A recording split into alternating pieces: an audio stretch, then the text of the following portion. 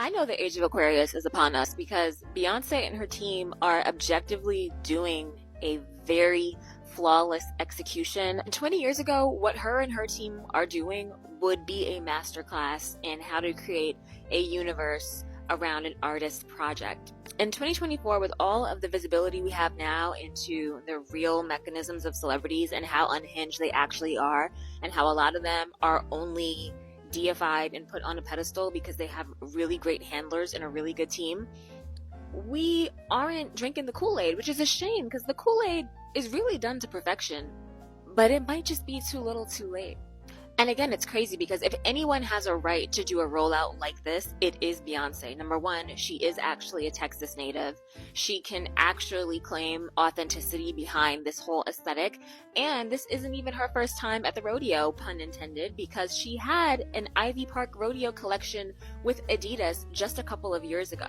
None of this necessarily reads as inauthentic to me, but coupled with the timeline that we're in, and coupled with the absolutely lightning fast speed with which she is releasing all of these projects and all of these new businesses, it feels disingenuous, which is a shame because it should not feel like that coming from Miss Knowles Carter. Now, I am no stranger to critiquing Beyonce and her numerous attempts at trying to get us to buy into things that have nothing to do with her performance.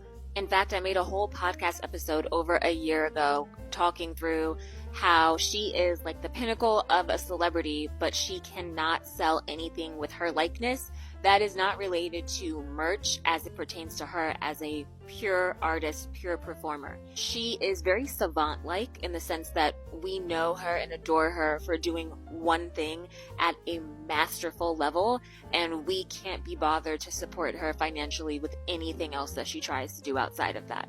But that said, even looking at some of Beyonce's business flops through the decades, this is an incredibly good rollout that she has with Levi's and how it ties back to the music, ties back to her as a performer ultimately, which I don't think is something that she did with House of Darion way back when. Definitely didn't do that with Ivy Park, Topshop, and Adidas versions. For that reason alone, I think it's executed really well from a marketing standpoint. The timing of this could not be worse. Obviously, we know that there's all of these allegations going around about Diddy.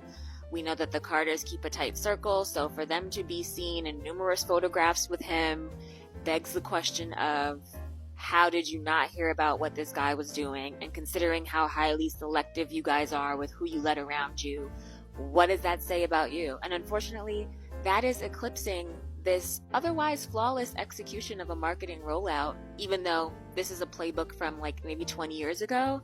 It's just a case of right place, wrong time. Really, really wrong time.